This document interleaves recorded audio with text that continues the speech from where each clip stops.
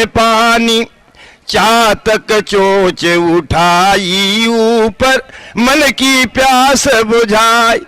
अमृत P ले रे संतों का सत्संग, अनोखा रंग लाए रही। मेरे स्वामी ने पिला दी ऐसी भंग, अनोखा रंग लाए रही। झींगुर की झनकार सुने मन, कभी नहीं नाराज रहे।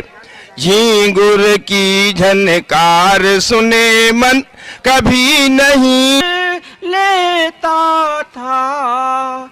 ना जानू तू क्या करदा था, पल भर विच दिल लुट लेता था। तेरी अखियां दे विच तेरी झांकी दे विच क्या भरी थी तासीर।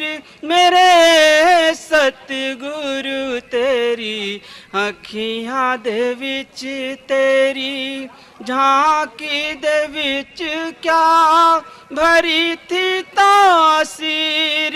मेरे सतगुरु तेरी इको ही झलक भेले लखा ही मरज दिल लैया कसीस। मेरे सतगुरु तेनू राम कवा घन श्याम कवा, तू तो पीरों द पीर। मेरे सतगुरु तेरी इको ही झलक। प्रेम से बोलिए स्वामी जी महाराज की, भैया जी महाराज की जय। प्रसाद उतना ही लेंगे जितना छकेंगे। स्वामी जी महाराज ने 4 वेद, जहाँ पर प्रसाद मिल रहा है वहीं पर बैठकर आराम से छक ले। उसके बाद जाकर आगे पंडाल में बैठे और स्वामी जी महाराज ने बड़ी दया मेहर करके 4 वेदों का भास किया। वो भास छपकर आ गया है। स्वामी जी महाराज अपने हाथों से दे रहे हैं, जिसकी सेवा 1000 रुपए है। जिस किसी भाई बहन को लेना है वो स्वामी जी महाराज के हाथों से प्राप्त कर ले 1000 रुपए सेवा देकर। और स्वामी जी महाराज ने अक्षय कोष का सिक्का बड़ा दया मेहर से बनवाया है। वो सिक्का की सेवा 100 रुपए है। जिस किसी भाई बहन को लेना है स्वामी जी महाराज के हाथों से सिक्का ले ले, जिसकी सेवा 100 रुपए है। रामलाल तुरसा वाले उनकी बहन याद कर रही हैं। रामलाल तुरसा वाले जहाँ कहीं भी हो वो स्टेज के पश्चिम में अपनी बहन से आकर मिले।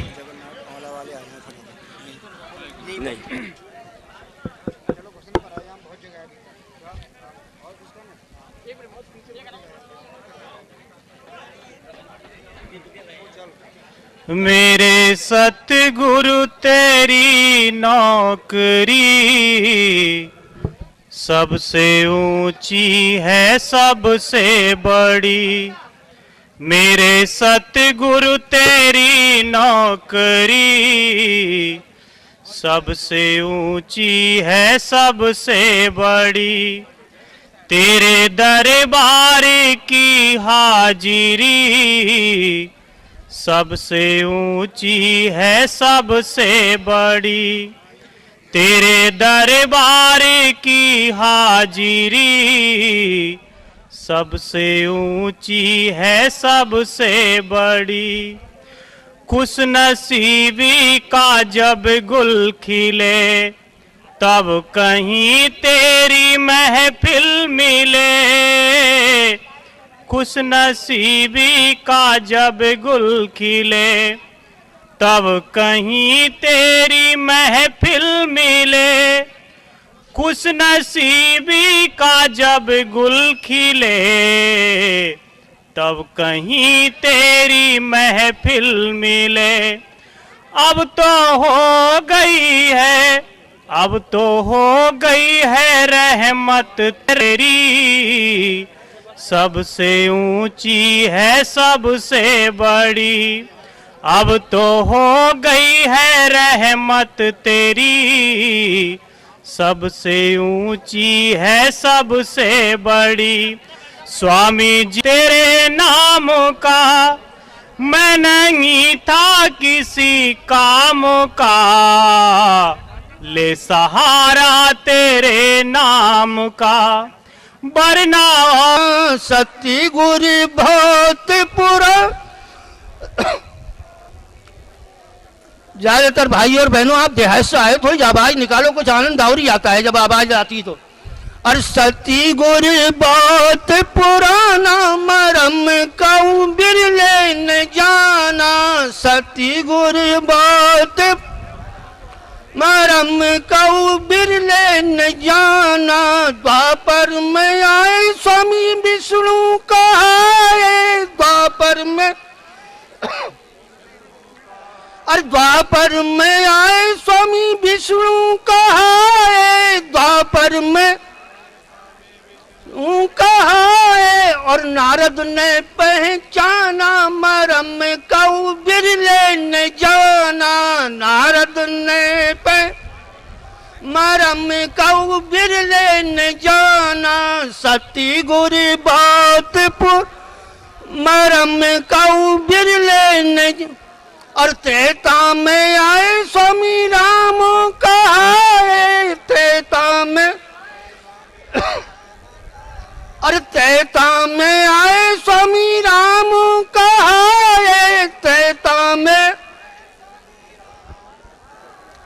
और शिवरी ने पहचाना मरम कऊ बिरले न जाना, शिवरी ने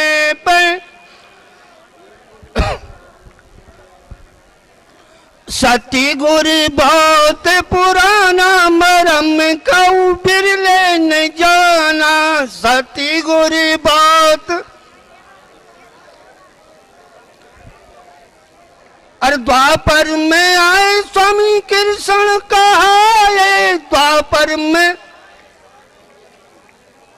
और द्वापर में आए। और द्वापर में आए स्वामी कृष्ण कहाए, द्वापर में आए स्वामी। और अर्जुन ने पहचाना मरम कऊ बिरले न जाना। और सब प्रेमियों ने पहचाना मरम कऊ बिरले न। और सती गुरु बहुत पुर। बोलो स्वामी जी महाराज की, बोलो स्वामी जी महाराज की, बोलो भैया जी महाराज की, बोलो परम संत कृपाल सिंह महाराज की। ले बेटा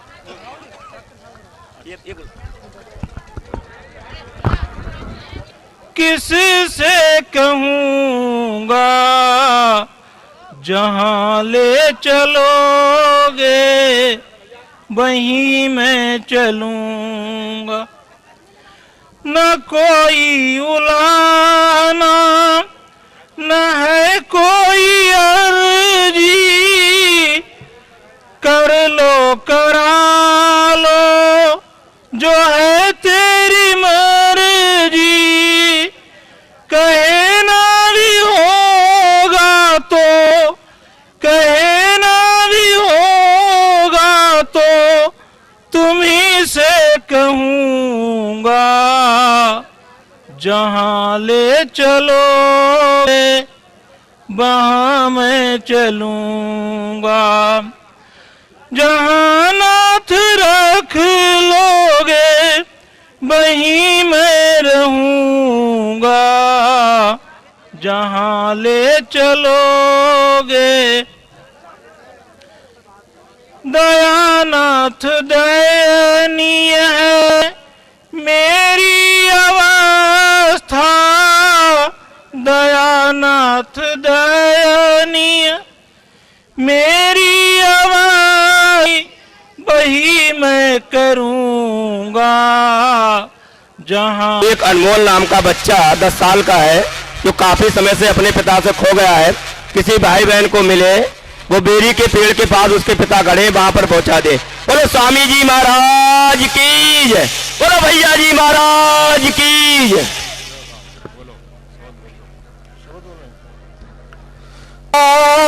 आबाद न हो मेरे से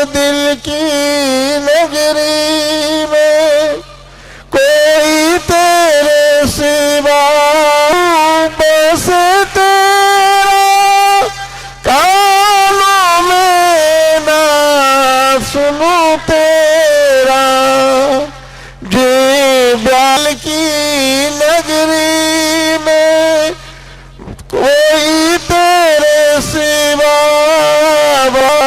न हो। हर गीत तेरा तेरी भक्ति का दीवाना बना दे दुनिया को। हर गीत तेरा तेरी भक्ति का दीवाना बना दे दुनिया। इस दिल की नगरी में कोई तेरे सिवा न हो। एक याद तुम्हारी याद रही कहीं खाना दिल बर्बाद न हो मेरे। अपने निज नाम के स्वरूप में एक आध्यात्मिक केंद्र की स्थापना का ये सुअवसर बड़े आभार प्रकट करते हुए यही अपेक्षा करते हैं कि स्वामी जी महाराज की दया हम पर बनी रहे और वो प्यार जिस आधार पर आज इस नगर की पितृंश परमात्मा के स्वरूप में स्थित स्वामी जी महाराज की उस दया को प्राप्त कर से बिठावें, आराम से बैठ जावें, आवाज मेरी आप तक पहुंचेगी। हालांकि मेरी तबीयत ठीक नहीं, लेकिन मैं पूरे टाइम सत्संग दूंगा, पूरी आपसे बात करूंगा। आप आराम से बैठे, बोले मत। एक बात जरा सी मैं कहना चाहूंगा, हालांकि इन दिनों में जो परंपरा हमने डाली कि सब लोग बैठकर पैर छूकर सेवा देकर जाएं, उसमें थोड़ा सा रुकावट इसलिए आ रही है कि बहुत संगत है।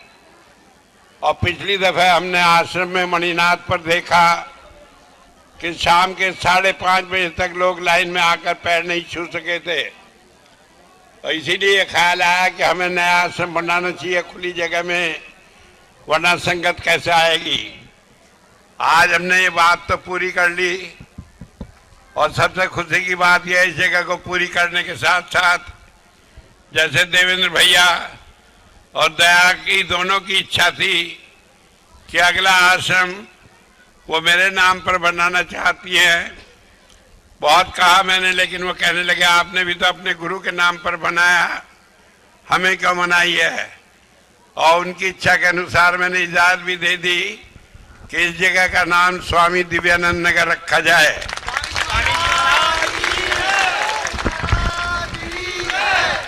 यह मेरा अपना निर्णय है, अगर कोई इसे गलत समझता हो तो समझे, लेकिन मैं ये बता रहा हूं कि मुझे ये प्रिय था कि मेरे प्रिय शिष्य कहें या सारी संगत चाहे मैं उस काम को न करूं, ये गलत हो जाता। मुझे हुजूर की बात एक बात याद आती है। एक बार नामदेव जी को नाम मिला तो उनके गुरु ने बताया था कि किसी को बताना मत, वरना जो है तुम्हें नरक में जाना पड़ेगा। लेकिन नाम लेकर वो गए, सबको बताना शुरू कर दिया। कहने लगे मैं नरक में जाऊंगा तो क्या, इतने तो सब निकल जाएंगे नरक से, मुझे परवाह नहीं। तो मुझे इस बात की परवाह नहीं लोग क्या कह रहे हैं, मुझे इस बात की परवाह है कि मेरी संगत चाहती है कि उनके लिए उनके गुरु के नाम पर जगह हो, तो इसलिए मैंने इसकी मंजूरी दी। आप शांति से बैठे, आराम से सुने, और मैं कोशिश करूंगा कि महीने में यहाँ सत्संग होता है, उसमें जितना हो सकेगा ज्यादा टाइम पर मैं आऊंगा, सत्संग में भी रहूंगा। हमने ये तय किया है कि यहाँ पर हर महीने के दूसरा इतवार के बाद जो बुधवार होता है उस दिन सत्संग होगा। पहले हमने सोचा था मंगलवार, लेकिन उसमें आगे के टूर में दिक्कत पड़ती है, तो इसलिए सोचा गया कि यहाँ पर दूसरे इतवार के बाद जो बुधवार होगा उस दिन सत्संग हुआ करेगा, और उस दिन सत्संग भी होगा, लंगर भी होगा। और आगे धीरे धीरे हम सोचेंगे कि शेड भी बने जहाँ पर बरसात में या दूसरे मौके पर सत्संग हो सके। अब मैं आपसे एक बात की माफी चाहूंगा कि मैं सबको पैर छू रहे इतना टाइम नहीं मिलेगा, इसलिए मैंने सेवा पात्र यहाँ अपनी बगल में रखवा लिया है। जो भाई लाइन में है वो आराम से वहाँ सेवा डालकर हाथ जोड़कर आकर यहाँ सत्संग में बैठे। तो इतनी देर जितनी देर 1-1.5 घंटा आपसे मिलकर बातचीत होगी तो उतने में कुछ लोगों को ये फायदा होगा कि वो भी आकर सत्संग में बैठ सकेंगे, लाइन में खड़े नहीं रहेंगे। तो इसलिए वो यूँ ना समझे कि वो नहीं मिल सके, पैर नहीं छुआ, उनका पैर छूना वहीं से मंजूर है। आराम से लाइन चलती रहेगी और आप सब लोग बैठकर आराम से सत्संग सुनेंगे। थोड़ी देर तक शब्द होंगे, 2-3 आदमियों को मैं कहूँगा बोले, वैसे तो बहुत लोगों की इच्छा है लेकिन समय हमारे पास कम है और आगे भी ये कार्यक्रम चलते ही रहेंगे। तो आज पूरे देश भर से आदमी आए हैं इस अवसर पर ये देखने के लिए कि बरेली के क्षेत्र वालों की खुशी नया आश्रम बनने में कितनी है, तो वो भी हिस्सा लेने आए हैं इसमें और उन्होंने अपना योगदान भी दिया है। तो मैं उन्हें चाहूँगा कि वो थोड़ा टाइम अपना विचार रखेंगे, 2-2, 1-1 मिनट अपने उद्गार रखेंगे। तो इसलिए आप आराम से बैठकर सुनेंगे और फिर मैं आपसे वायदा करता हूँ मैं पूरे टाइम आपको सत्संग दूंगा, आप आराम से सुनेंगे। आप सबसे पहले मेरा सहारा तेरे सिवा नहीं है, सतगुरु तेरा सहारा, सतगुरु मेरा सहारा। मेरे ममत्व का मल अब तक जला नहीं है, स्वामी मेरा सहारा तेरे सिवा नहीं है, स्वामी मेरा सहारा। पूज्य स्वामी जी महाराज की जय। गुरु जन्म मरण की त्रास मिटावे, पंथ दिखावन हार गुरु। जन्म मरण की त्रास मिटावे, पंथ दिखावन हार गुरु। सूरत शब्द मिले घट अंदर, घर पहुँचावन हार गुरु। सूरत शब्द मिले घट अंदर, घर पहुँचावन हार गुरु। प्रगट शब्द मूसा जम खुद ही ईश्वर का अवतार है। जग में सतगुरु सखा बंधु सम्मान गुरु। मात पिता है जग में सतगुरु, स्वामी सतगुरु पार ब्रह्म का थान गुरु। निमक निमक मैं सिमरू सब तुमको। बहुत बड़े भाग हैं, स्वामी जी ने ये बरेली वालों को सेवा का मौका दिया है। अब हमारा भी जो है मौका आ गया है, ज्यादा से ज्यादा जो है सेवा जो है दें और इस काम को जो है संपूर्ण होने अपनी अपनी आहुति डालें, तन मन धन से सब तरीके से इसमें जो है लगे, जिससे ये विशाल नगर जो है बने। और एक बात और है, कहा है बड़ी जो है जब संतों की दया होती है तब कहीं जो क्या सोचत बारंबार, गुरु से मेल करना बहुत जरूरी है। हुजूर कृपाल सिंह जी महाराज एक बात कहा करते थे कि अगर अंत समय गुरु शिष्य को भूल जाए तो शिष्य तो नरकों में चला जाएगा, शिष्य तो नरकों में चला जाएगा, उसका बेड़ा जो है पार नहीं होता। लेकिन जो हुजूर एक बात कहा करते थे, शिष्य गुरु को भूल जाए तो भूल जाए और गुरु शिष्य को कभी नहीं भूलता है। और उस समय जो है दर्शन देता, अपने साथ लिवा करके ले जाता। तो हम लोगों के बड़े भारी भारा जब पार उतरना चाहिए तो केवट से मिल रही है। जब उतर जाए भव पारा तब छूटे ये संसारा। गुर से कर मेल गवारा, क्या तो केवट से मिल रही है। जब उतर जाए भव पारा तब छूटे ये संसारा। जब दर्शन देखा चाहिए तो दर्पण माजत रहिए। कोई अपनी शक्ल अपने आप नहीं देख सकता है, शक्ल को देखने के लिए शीशा चाहिए। और मन जो है वो शीशा है, इसमें हमारी आत्मा जो है जब दर्शन देखा चाहिए तो दर्पण माजत रहिए, जब दर्शन देखा चाहिए तो दर्पण माजत रहिए, जब दर्पण लागत काई तो दरस कहाँ से पाई, गुरु से कर मेल गवारा क्या सोचत बारंबार। कृपाल नगर के स्वामी, कृपाल नगर के स्वामी, मोहे करना भव से पार, कृपाल नगर के स्वामी, मोहे करना भव से पार, कृपाल नगर।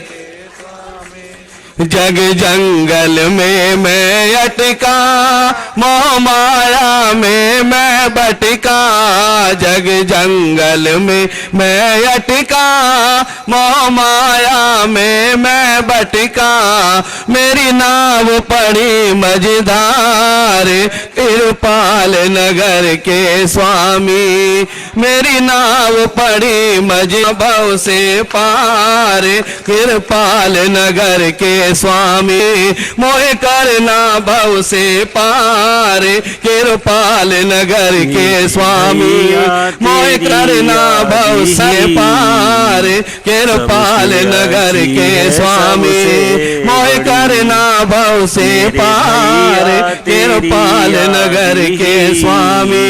बोले स्वामी जी महाराज, बोले स्वामी जी महाराज की जय, भैया जी महाराज की जय, हुजूर कृपाल सिंह महाराज की जय।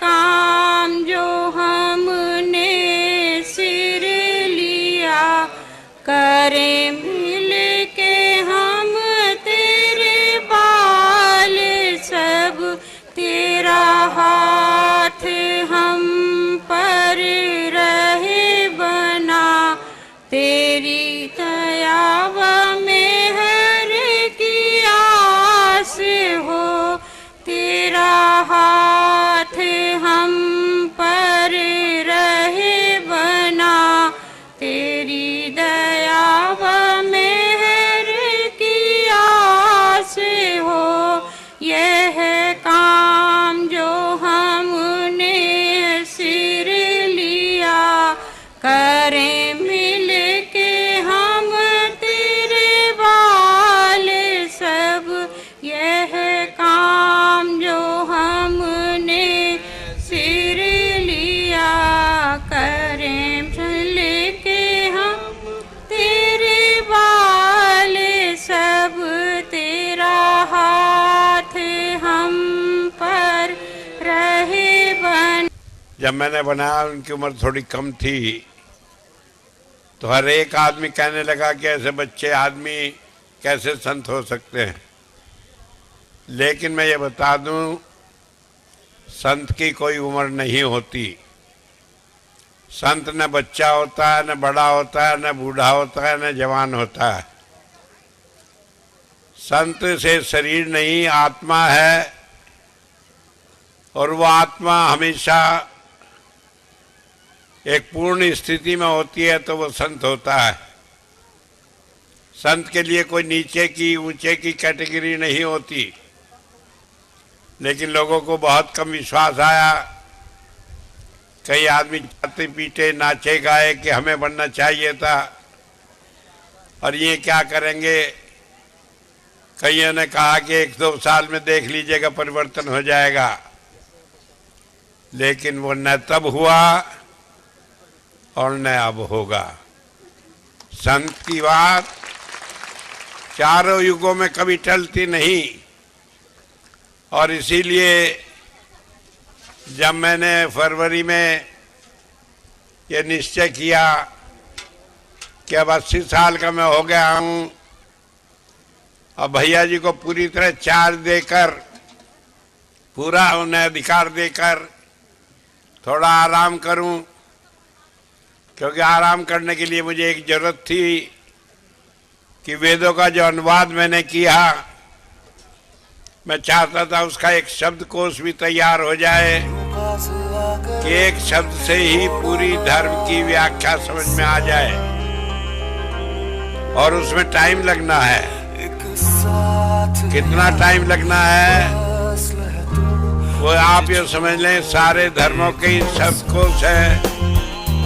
सिख धर्म का है, बाइबिल का है, इस्लाम का है, लेकिन दुर्भाग्य से हिंदू धर्म का ही नहीं है। कारण यह है, हिंदू धर्म में महात्मा तो बहुत है, लेकिन अपने भोजन के बनाने वाले, अपनी तंदुरुस्ती बनाने वाले, और मैं क्या कहूँ, दुर्भाग्य से मैं भी उन्हीं में से एक हूँ। तो इसलिए उन्होंने कभी धर्म की परवाह ही नहीं की, इसलिए हम वो शब्दकोश नहीं बना पाए। लेकिन अब मैं बनाने की तैयारी कर रहा था, तभी एक बात, एक कठिनाई, एक दिक्कत हमारे सामने आ गई।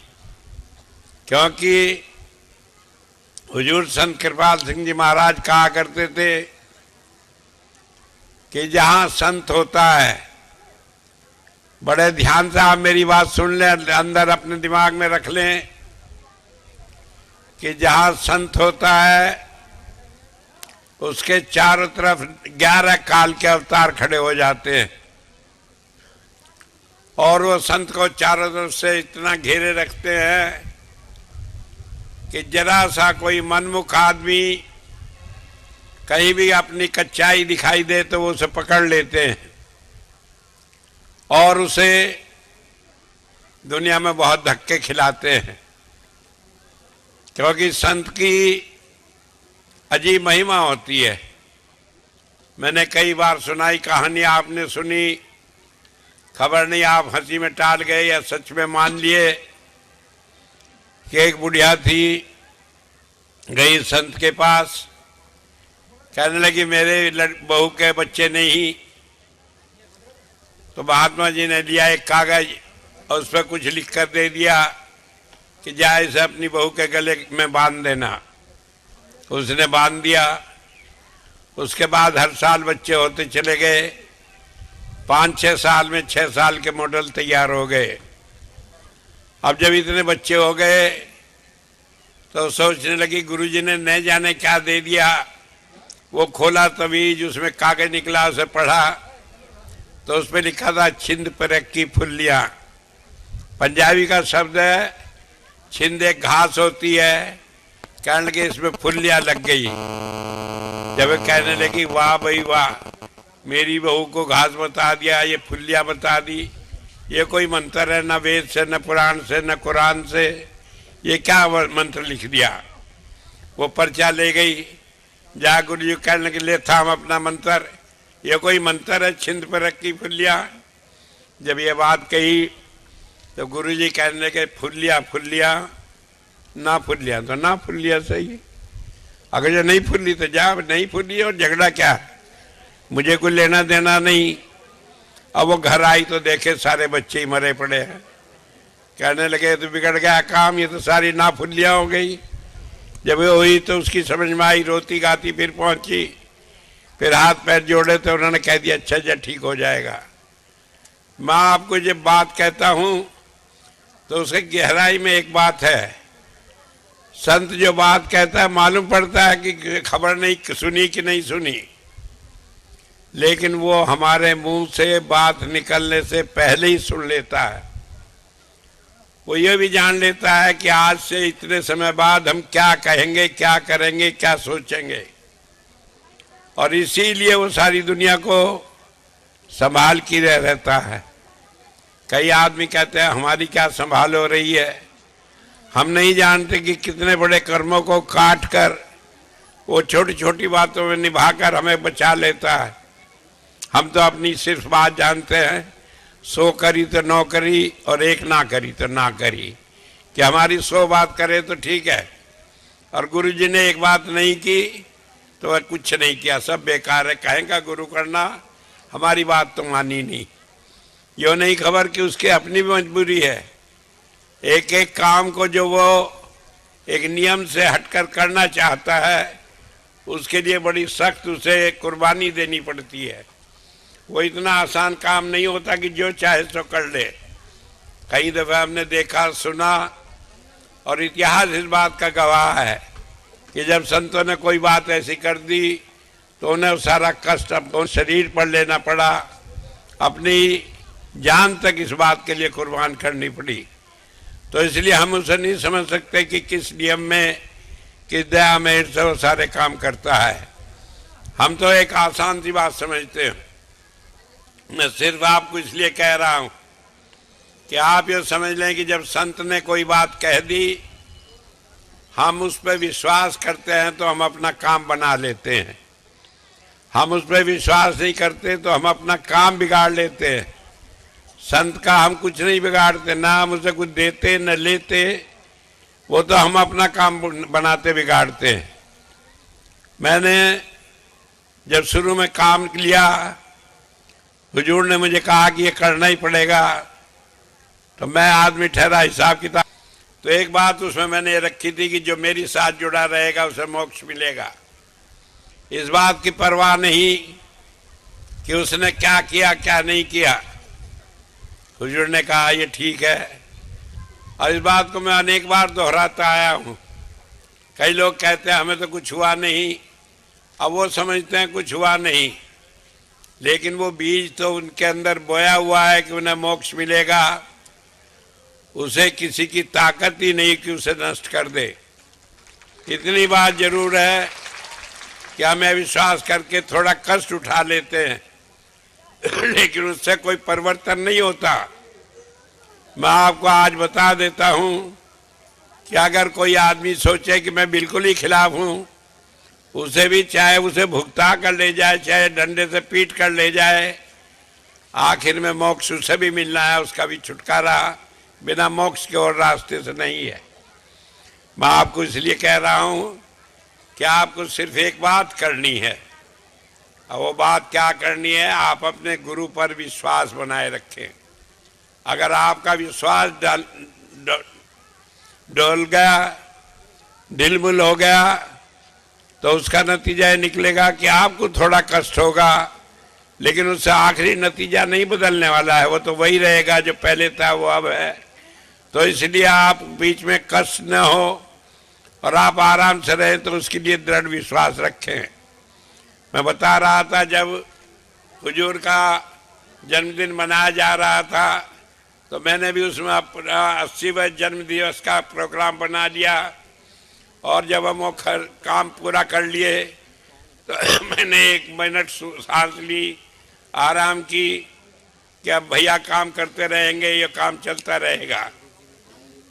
लेकिन जहां मैंने काम मुंह से कहा भी नहीं, तभी काल को भी इस बात की चेतना आ गई।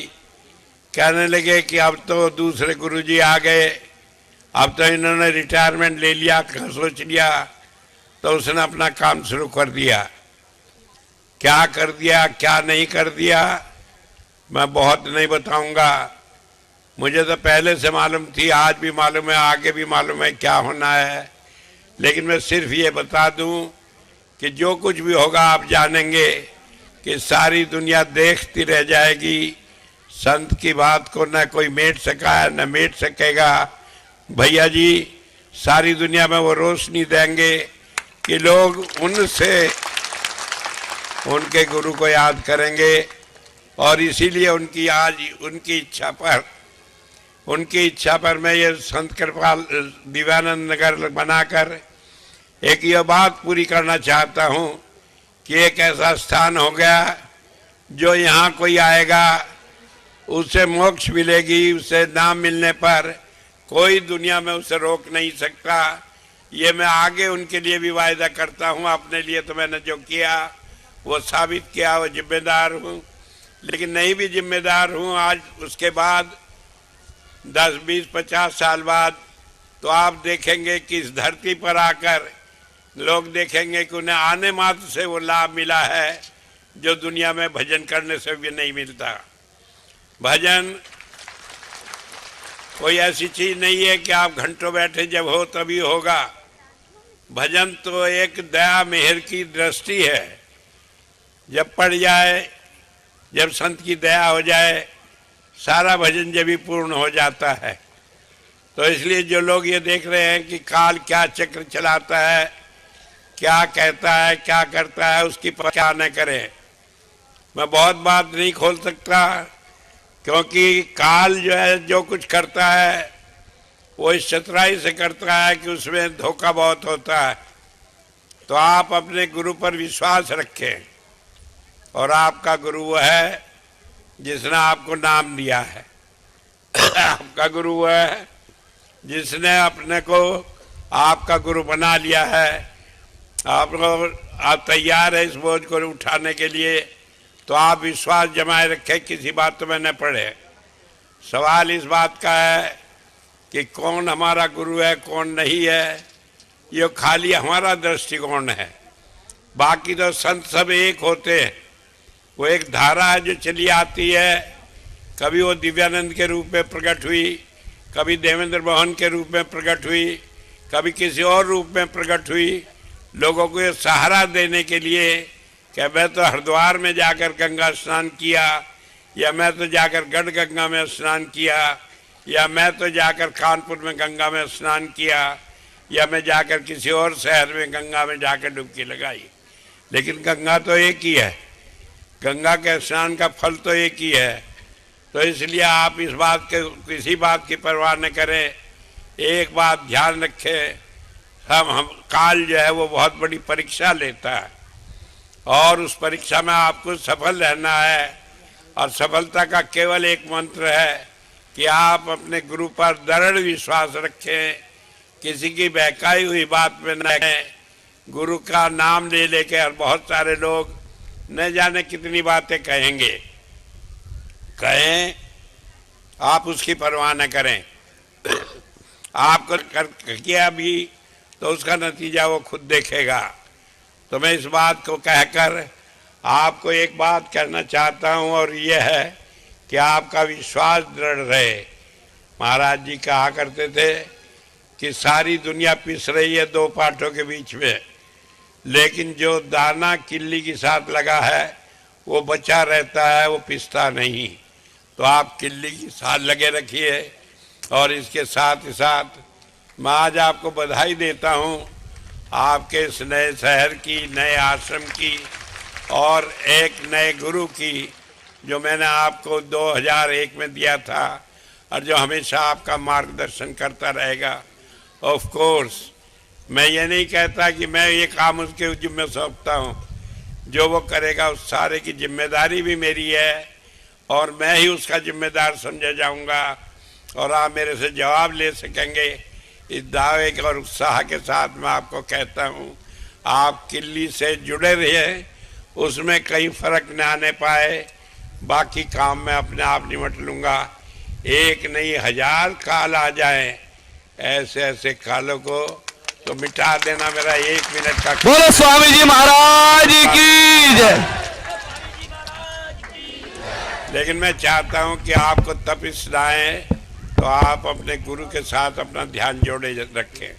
इतनी बात कहकर ही मैं आपको बधाई देता हूं कि आज आप नए गुरु की शरण में, अपने गुरु की शरण में हैं, और आपको दोहरा सहारा मिल रहा है, इसका लाभ उठाएं।